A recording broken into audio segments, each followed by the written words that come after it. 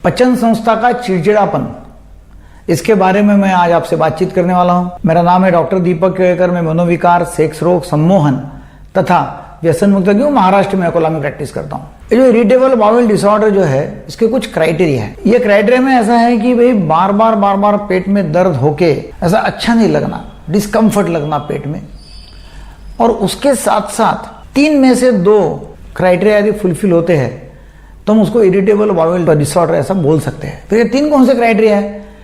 एक है कि लैट्रिन होने के बाद में पेशेंट को अच्छा लगना, नंबर 1। नंबर 2 है कि जब वो लैट्रिन करता है तो उसका जो मतलब जो ऑनसेट है इरिटेबल बाउल का, तो लैट्रिन के बाद में मतलब जो शुरुआत होती है तो उसकी फ्रीक्वेंसी ज़्यादा हो जाती है।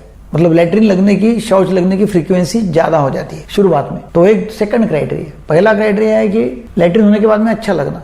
तो दूसरा क्राइटेरिया है कि लैट्रिन होने के बाद में मतलब शौच होने के बाद में या स्टूल होते समय उसकी जो फ्रीक्वेंसी है मतलब वो ज्यादा हो जाना शुरुआत में।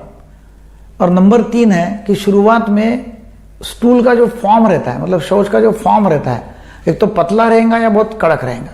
तो ऐसे ये 3 क्राइटेरिया है, और ये 3 में से यदि 2 फुलफिल होते हैं, पेट में दर्द है, डिस्कम्फर्ट लग रहा है, और कम से कम 3 दिन हर महीने में, 1 महीने में, पिछले 1 महीने में कम से कम 3 दिन, ऐसा पिछले 3 महीने में होना जरूरी है।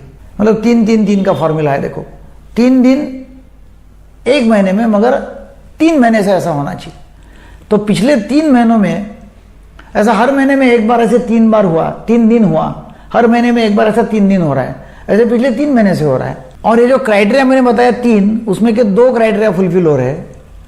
एक हो गया इंप्रूवमेंट विद डिफिकेशन, मतलब लैट्रिन होने के बाद में अच्छा लगना।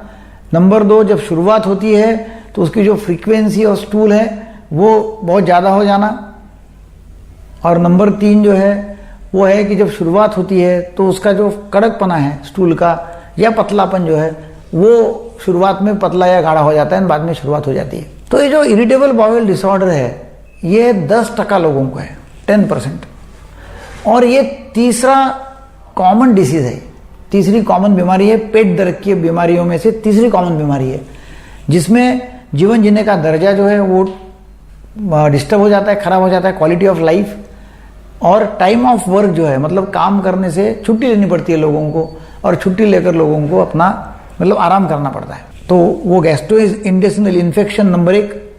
नंबर 2, गैस्ट्रोइसोफेजियल रिफ्लक्स डिसीज, ये एक बीमारी है, ये नंबर 2 की बीमारी है। फिर से बताता हूं, gastric infection number 1, number 2 gastroesophageal reflux disease number 2, और नंबर 3 पे आती है ये इरिटेबल बाउल डिसऑर्डर। मतलब इतना कॉमन है, 10% लोगों को है, 3rd कॉमन।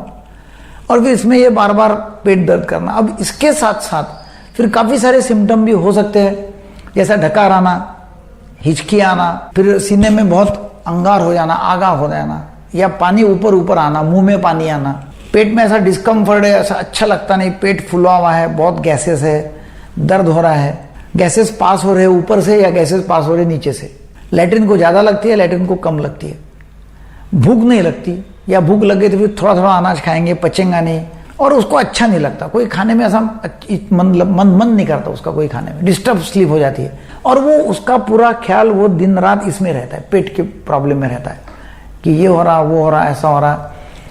उसको कभी पेट में दर्द हो जाएगा, कभी उसको गाढ़ी संडास हो जाएगी, कभी पतली संडास हो जाएगी। अच्छा, इसमें क्या रहता है कि उसने पूरा सोनोग्राफी निकाली रहती है एब्डोमेन की, फिर एक्सरेज निकाले रहते, MRI निकाले रहते, एंडोस्कोपीज पूरी की रहती है, और सब रिपोर्ट्स नॉर्मल होने के बावजूद भी दर्द तो पेट में रहता ही है, और लैट्रिन में कम ज्यादा होना या वो चालू रहता है, मतलब ऐसा। और उसको लगता है कि अपन ठीक नहीं है और कुछ तो भी प्रॉब्लम है।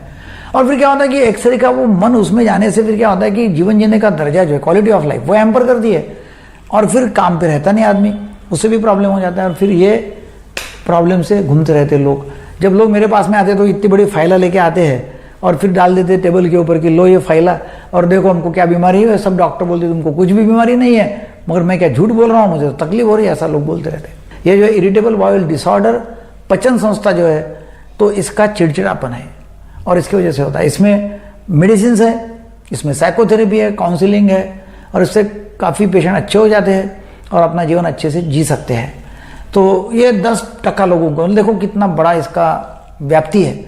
और इसलिए ये वीडियो लोगों को शेयर करो, सब्सक्राइब करो, लाइक करो, ताकि लोग समझ जाएंगे कि अपने को बीमारी है और लोग इसका इलाज कर लेंगे अपने डॉक्टर के पास में। कुछ लगा तो हम अवेलेबल है फ़ोन के ऊपर, आप हमको फ़ोन कर सकते हैं, नीचे नंबर दिए हुए। हम ऑनलाइन कंसल्टेशन करते हैं और ऑनलाइन कंसल्टेशन करके, काउंसलिंग करके उसका इलाज कर लेते हैं। तो आपको कुछ प्रॉब्लम होगा, आप दूर रहते होंगे, तो आप कभी भी हमें कॉल करो। हमारे जो डॉक्टर्स है, मेडिकल ऑफिसर्स है, वो आपसे बातचीत करेंगे, वो आपको दवा देंगे। आपको जरूरत पड़े तो मैं कॉल पे आऊँगा और मैं आपको दवा दूंगा। ये वीडियो ज़्यादा लोगों को शेयर करो, फैलाओ। Thank you very much.